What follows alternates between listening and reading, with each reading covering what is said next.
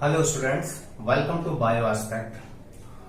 Today I am going to start Biology chapter 2 Tissues. Hope you will understand it clearly and all the concepts will be clear. But याद ये रखना है कि इस chapter में थोड़े वर्ड्स डिफिकल्ट आएंगे, उतनी भी ज्यादा नहीं है। आप उन्हें अगर प्रोनाउंस करेंगे अच्छे से और बार बार रिवीजन करेंगे तो वो इजीली आपको याद हो जाएंगे, पर कुछ नए वर्ड्स आपको सीखने को मिलेंगे। चैप्टर का नाम है टिश्यूज। थोड़ा बहुत आपने इसके बारे में 8th क्लास में पढ़ा होगा, पर अब डिटेल में 9th क्लास में पढ़ना है और अच्छे से उसे याद भी रखना है। चैप्टर को स्टार्ट करने से पहले हम हायरार्की ऑफ ऑर्गेनिज्म जानेंगे। अगर ये चीज दिमाग में क्लियर रहेगी तो फिर चैप्टर को समझने में बहुत आसानी हो जाएगी। हायरार्की ऑफ ऑर्गेनिज्म ये बताता है कि किसी भी लिविंग ऑर्गेनिज्म के बनने में छोटी यूनिट से बड़ी यूनिट तक जो उसका ट्रांसफॉर्मेशन है या उसका असेंबलेशन है वो किन किन चीजों से मिलकर बना हुआ है।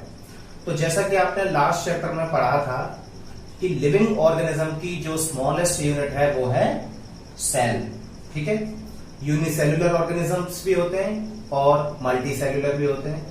आपको ये तो क्लियर है कि यूनिसेल्युलर एक सिंगल सेल से बना होता है और मल्टी सेल्युलर एक से ज्यादा सेल्स से मिलकर बना होता है। तो सेल्स के ग्रुप को या सेल के असेंबलेशन को बोलते हैं टिश्यू, जो कि हम इस चैप्टर में भी डिटेल में पढ़ेंगे। ठीक है, group of cell which are similar in structure and function are called tissue. Okay, tissue के मिलने से बनता है ऑर्गन। टिश्यू के ग्रुप से बहुत सारे टिश्यूज मिलकर क्या बनाते हैं? ऑर्गन।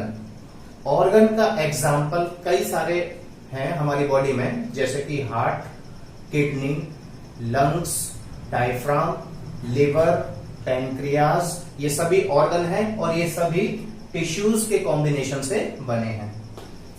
ऑर्गन्स के कॉम्बिनेशन से मिलकर बनता है ऑर्गन सिस्टम।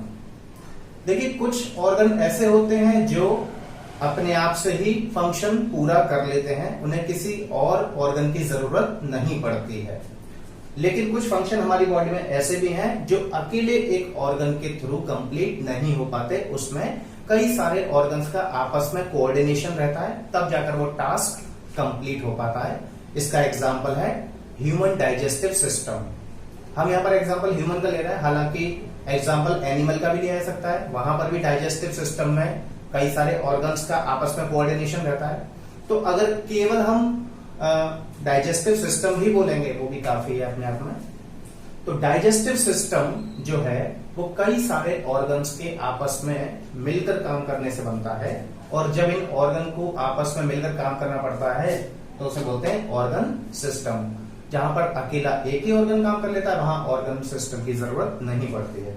अब जैसे डाइजेस्टिव सिस्टम है, उसमें माउथ, एसोफेगस यानी कि food pipe, stomach, small intestine, large intestine, rectum, anus, इन सभी का आपस में मिलकर कोऑर्डिनेशन रहता है, तभी डाइजेशन का जो टास्क है वो कंप्लीट हो पाता है। अकेला माउथ पूरा काम नहीं कर सकता, अकेला स्टमक नहीं कर सकता, स्मॉल इंटेस्टाइन अपने आप में पूरा काम नहीं कर सकती डाइजेशन का, इसलिए इन सबको मिलकर काम करना होता है।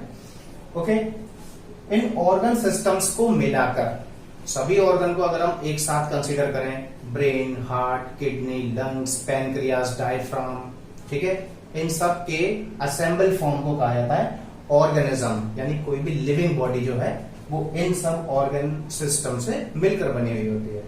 तो ये हायरार्की ऑफ ऑर्गेनिज्म आपके क्लियरली समझ में आ गया होगा। Now come to the chapter tissues. So tissue से पहले हमें थोड़ा सा सेल को रिवाइज करना जरूरी है। लास्ट चैप्टर आपको सेल पढ़ाया था जिसमें कहा गया था सेल किसी भी लिविंग ऑर्गेनिज्म की सबसे स्मॉलेस्ट यूनिट होती है, स्ट्रक्चरल भी और फंक्शनल भी। जितने भी फंक्शन होते हैं बॉडी में वो सब सेल के थ्रू ही होते हैं। जैसे कि यूनिसेल्युलर ऑर्गेनिज्म है अमीबा या पैरामीशियम। ठीक है, कोई भी आप यूनिसेल्युलर ऑर्गेनिज्म लेंगे तो उसमें जितने भी मेटाबॉलिक फंक्शंस हैं वो सारे एक सिंगल सेल के अंदर ही हो जाते हैं। डाइजेशन हो, इंजेशन हो या इजेशन, रिप्रोडक्शन और रेस्पिरेशन, ये सारे ही टास्क उसके अकेले एक सेल में कंप्लीट हो जाते हैं। वहां पर अलग कोई बॉडी पार्ट नहीं होता जिससे कि फंक्शन कंप्लीट कराई जाए। ठीक है, मल्टी सेलुलर ऑर्गेनिजम्स में जैसे जैसे हम बढ़ते चले जाते हैं कॉम्प्लेक्स एनिमल्स की ओर, तो वहां पर हर एक टास्क के लिए, हर एक फंक्शन के लिए अलग ऑर्गन डिफाइन होता है, अलग ऑर्गन वहां पर मौजूद होता है जो टास्क को करता है। डाइजेशन के लिए अलग होता है, रेस्पिरेशन के लिए अलग, ठीक है, ट्रांसपोर्टेशन के लिए अलग। तो ऐसा मल्टी सेलुलर में होता है। ओके, अब ये जो सेल्स हैं, सेल्स में एक चीज आपको याद रखनी है, division of labour. Division of labour का मतलब ये है कि हर एक सेल एक पर्टिकुलर टास्क को कंप्लीट करने के लिए ही मौजूद होती है, यानी कि हर एक सेल का अपना अलग अलग टास्क होता है। ये जरूरी नहीं कि सारी सेल सभी फंक्शंस कर लें। जैसे कि आपके हार्ट की बात करें तो हार्ट की सेल्स में ये खास बात होती है कि वो ब्लड को पंप कर सकती हैं। ठीक है, लंग्स में जो सेल्स हैं उनका काम है कि वो ऑक्सीजन सेपरेट करवाएं और कार्बन डाइऑक्साइड सेपरेट करवाएं। इनहेलेशन और एक्सहेलेशन में वो अपना काम करती हैं। जिसे और दूसरा उसका फंक्शन ये भी है कि जब एयर एंटर होती है तो वो लंग्स के साइज को इंक्रीज कर देती है, एयर एक्सहेल होती है तो वो लंग्स के साइज को वापस कम कर देती हैं। ठीक है, ऐसे किडनी की सेल्स का फंक्शन ये है कि वो ब्लड को फिल्टर कर पाती हैं। ब्लड फिल्टर होता है, टॉक्सिक एलिमेंट सेपरेट हो जाते हैं और यूजफुल सब्सटेंस वापस ब्लड में एब्जॉर्ब हो जाते हैं। तो इस तरीके से हमारी बॉडी की ऑर्गन्स के जो सेल्स हैं उनके अपने अलग अलग टास्क हैं जो कि बॉडी में डिवाइड कर दिए जाते हैं। इसी को डिवीजन ऑफ लेबर कहा जाता है। ठीक है, अब हार्ट की जो सेल्स हैं वो लंग्स का काम नहीं कर सकती, लंग्स की सेल्स किडनी का फंक्शन नहीं कर सकती, किडनी की सेल्स लिवर का फंक्शन नहीं कर सकती। तो सभी के अपने अलग अलग फंक्शंस हैं, इसी को डिवीजन ऑफ लेबर कहा जाता है। ठीक है, come to the next point, tissue. अब यही हमारा चैप्टर है और यहीं से आपको ध्यान से सुनना है, समझना है और ऑब्जर्व करना है। टिश्यू कैसे कहा जाता है कि किसी पर्टिकुलर पोर्शन में जो सेल्स का ग्रुप है जो कि सेम फंक्शन कर रहा है, ठीक है, कोई सेम टास्क को कंप्लीट कर रहा है, उसको क्या कहा जाता है, टिश्यू। डेफिनेशन बहुत सिंपल है, a group of cells which are similar in structure. देखने में वो एक जैसे ही हो सकती हैं स्ट्रक्चर वाइज, एंड और work together to achieve a particular function. ये भी हो सकता है कि वो साथ में काम करती हो किसी एक फंक्शन को पूरा करने के लिए, या फिर हम यहां पर ये जो वर्ड हमने और लगाया है इसका मतलब ये है कि वो देखने में सिमिलर ना हो लेकिन टास्क सभी एक साथ मिलकर कर रही हो। तो दोनों बातें भी हो सकती हैं और दोनों में से कोई एक बात भी हो सकती है, या तो वो स्ट्रक्चरली सेम होंगी या फिर वो फंक्शन सेम कर रही होंगी, या स्ट्रक्चरल भी सेम हो और फंक्शन भी एक ही कर रही हो, तो उसको हम टिश्यू कहेंगे। ठीक है, क्योंकि ये लिविंग ऑर्गेनिज्म का पार्ट है इसलिए हम यहाँ पर प्लांट और एनिमल टिश्यू के बारे में इस चैप्टर में पढ़ेंगे। इस चैप्टर में हमें सिर्फ 3 चीजें पढ़नी है mainly. Number first is tissue, क्या होता है, क्या उसका फंक्शन होता है। दूसरा हमें उसके टाइप्स पढ़ने हैं, एक तो प्लांट टिश्यू और दूसरा एनिमल टिश्यू। ठीक है, हालांकि ये 3 आपको सिर्फ पॉइंट नजर आ रहे हैं बट चैप्टर काफी बड़ा है और वर्ड्स थोड़े डिफरेंट है जो आपको नए सुनने को मिलेंगे, बाकी चैप्टर काफी इजी है।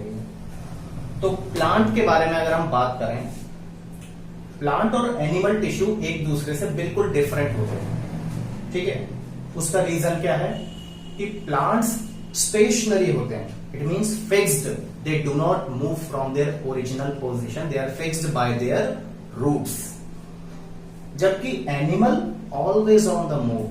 एनिमल, जब भी मैं एनिमल वर्ड इस्तेमाल करूंगा आप ह्यूमन बीइंग को ऑटोमेटिकली कंसीडर कर लें। ठीक है, तो जितने भी एनिमल है या ह्यूमन बीइंग है वो मूवमेंट कर पाते हैं बहुत अच्छे से। For what? They move in search of food, shelter and protection from enemies. तो इन तीनों मेन जो 3 बेसिक नीड है इसके लिए वो मूवमेंट करते हैं। बट प्लांट्स तो इन कंडीशन में अपने आप को मूव नहीं कर सकते। ठीक है, बट फिर भी कुछ तो ऐसा है जो कि उन्हें एक जगह मौजूद रहते हुए भी वो स्ट्रेंथ और प्रोटेक्शन प्रोवाइड करता है। अब वो तो कहीं भाग नहीं सकते ना अपनी रूट्स की वजह से, वो तो फिक्स्ड है। ऐसा तो है नहीं जब आंधी और तूफान आएगा तो वो थोड़े टाइम के लिए कहीं जाकर छुप जाएंगे फिर वापस अपनी जगह पर आकर फिक्स हो जाएंगे, तो ऐसा नहीं होता।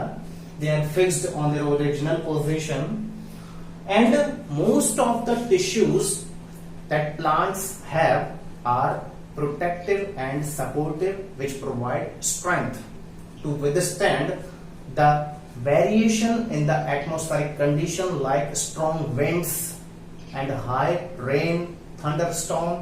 इस टाइम पर वो उसे प्रोटेक्शन प्रोवाइड करते हैं। ये जो टिश्यू होते हैं, इसी वजह से प्लांट्स के जो टिश्यूज होते हैं मोस्टली वो प्रोटेक्टिव होते हैं। ओके, नेक्स्ट, एनिमल में जो टिश्यूज होते हैं वो ज्यादातर लिविंग टिश्यूज होते हैं, ठीक है।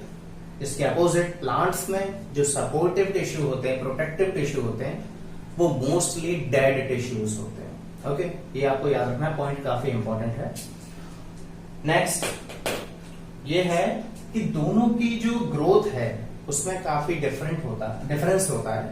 डिफरेंस कैसे होता है कि प्लांट में जो ग्रोथ है वो सर्टेन रीजन्स में रुक जाती है या फिर कुछ टाइम के लिए धीमे हो जाती है, ठीक है।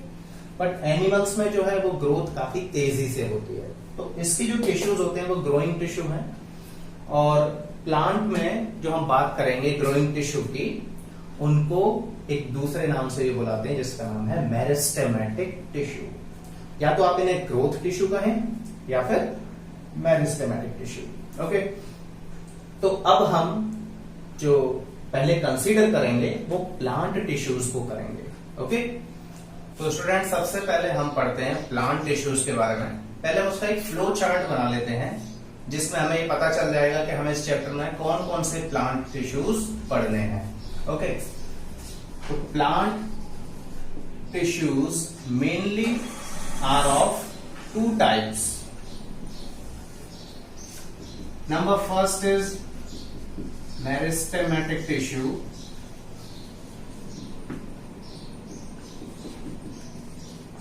and number second is permanent tissue।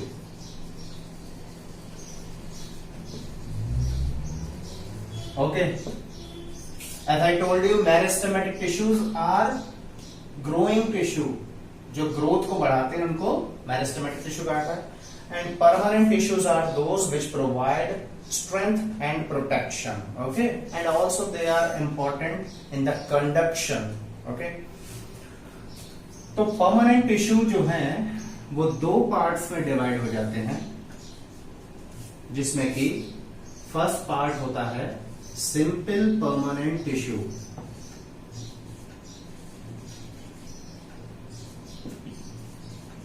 मैंने यहां शॉर्ट में परमानेंट को PERM लिख दिया है। Second is complex permanent tissue. Okay, तो कॉम्प्लेक्स परमानेंट टिश्यू में दो तरह के टिश्यू आते हैं जिसके बारे में आपने 8th क्लास में थोड़ा बहुत पढ़ा होगा definitely. The names of complex permanent tissues are xylem and phloem.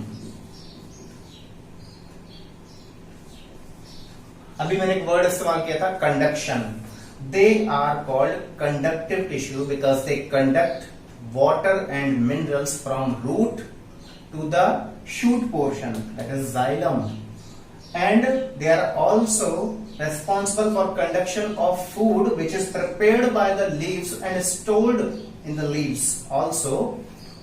So from the leaves the prepared food is transferred to all the body parts of plants. Okay, so they are complex tissues, complex permanent tissues, and most of the parts of these tissues are dead because they are useful in support and conduction. Okay, the wide part of plant tissue is the simple permanent tissue.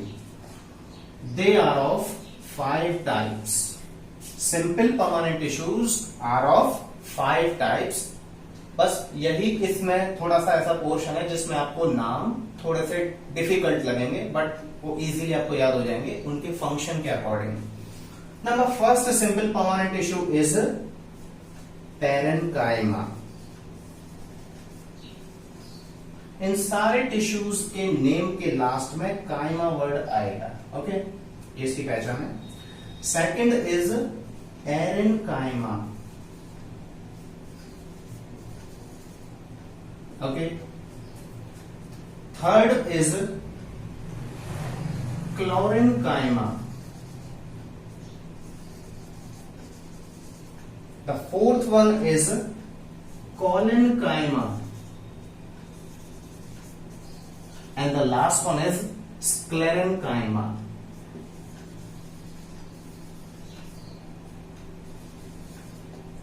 तो ये सभी tissues हमको बारी बारी से पढ़ने हैं, जिस ऑर्डर में ही लिखे हैं according to this. Number first we will discuss meristematic tissue और growth tissues, and then we will discuss permanent tissue, which are of 2 types: simple permanent tissue and complex permanent tissue. Complex permanent tissues are of 2 types: xylem and phloem, and simple permanent tissues are of 5 types: parenchyma, erenchyma, chlorenchyma, collenchyma, and sclerenchyma. So students, starting with the first plant tissue called meristematic tissue, it is also called the dividing tissue because it has the capacity of cell division or in the continuous state of cell division. So these are the living tissues. क्योंकि dividing capacity है, cell division हो रहा है, it means they are living tissues. Okay, they have the cells of thin walled. Cell की जो wall होती है, cell wall काफी ज्यादा thin होती है, and shape कैसी होती है इनकी? They are rounded, oval shape, rectangular or polygonal shape of cells. Okay, and then these tissues have dense cytoplasm and no cell vacuoles are found in them. Meristematic tissues are found in the root and shoot apices. Root और shoot की जो growing portion है वहां पर ये meristematic tissues पाए जाते हैं। They are divided into 3 parts: apical meristem, intercalary and lateral meristem. तो इन्हें समझने से पहले एक्सपेरिमेंट जो है, यानी कि एनसीईआरटी बुक में एक्टिविटी 6.1, पहले उसको समझना बहुत जरूरी है। ये एक्सपेरिमेंट कैसे करना है? बहुत ही सिंपल है ये। Take 2 jars and fill them with water. Name them as jar 1 and jar 2. दोनों में वाटर फिल कर लेना है। And take 2 onion bulbs which must be put on the upside down position. उनको उल्टा करके रखना है so that their roots must be submerged in the water. उनकी जो रूट्स है वो पानी के अंदर डूबी हुई होनी चाहिए। ठीक है, अब क्या करना है कि इनको 2-3 दिन के लिए हमें वाटर में ही सबमर्ज्ड रहने देना है।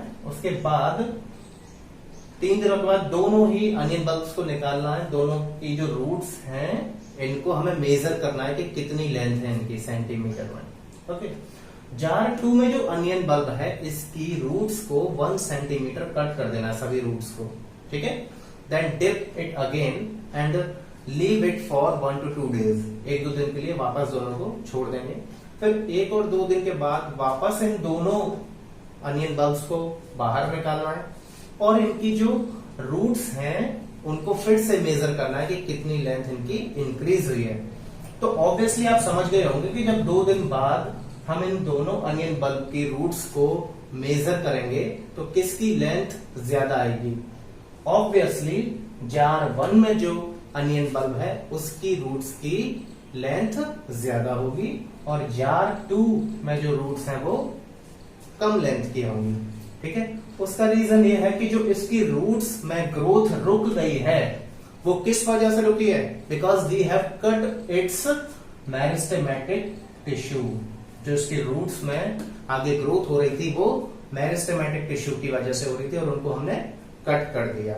ठीक है, तो मेरिस्टेमेटिक टिश्यू को यहां पर 3 पार्ट्स में डिवाइड किया गया है। First is apical meristem which is found at the growing tip of root and shoot, and it is also responsible for the growth of root and shoot. Root और shoot की जो length बढ़ती है वो apical meristem की वजह से बढ़ती है। ठीक है, ये एपिकल पोर्शन पर मौजूद होता है। ठीक है, इसके बाद हम कंसिडर करते हैं लेटरल मेरिस्टेम। तो स्टेम और रूट में जो गर्थ पोर्शन होता है, गर्थ वर्ड इस्तेमाल करते हैं डायमीटर के लिए, यानी कि मोटाई के लिए। स्टेम की जो ब्रांचेस हैं और रूट की जो मोटाई है उसे हम गर्थ बोलते हैं, और वो इंक्रीज होती है लेटरल मेरिस्टेम की वजह से। जैसे जैसे इसमें सेल डिवीजन होता जाता है वैसे वैसे गर्थ इंक्रीज होती चली जाती है। ठीक है, लास्ट में आता है intercalary meristem. Intercalary meristem is found at the base of the leaf. जहां से लीफ का निकलना शुरू होता है प्लांट की किसी ब्रांच पर, उसे कहा जाता है इंटरनोड। ओके, तो इंटरनोड की लेंथ बढ़ाने के लिए रेस्पॉन्सिबल होता है intercalary meristem. And also on the twigs, जो ब्रांच के छोटे छोटे पोर्शन होते हैं उन्हें ट्विग कहा जाता है, उनकी लेंथ को इंक्रीज करने के लिए भी इंटरकैलरी मेरिस्टेम रेस्पॉन्सिबल होता है। ओके